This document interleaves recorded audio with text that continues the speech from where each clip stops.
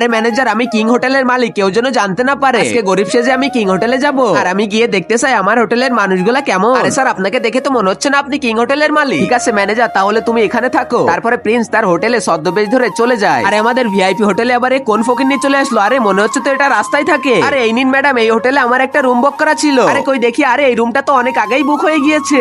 আরে ম্যাডাম, আপনি কি বলছেন? এই রুমটা তো আমি সবার আগে বুক করছিলাম। আরে এত কথা বলো কেন? আমি বলছি না তোমার রুম আগেই বুক হয়ে গিয়েছে? আরে তোমাদের মতো গরিব ফকির কি আমাদের এই ভিআইপি হোটেলে থাকার মতো যোগ্যতা আছে নাকি? আরে তাহলে আমার হোটেলে এইভাবে সবাইকে অপমান করা হয়? আমি কিছু জানি না, আমার এখনই রুম লাগবে।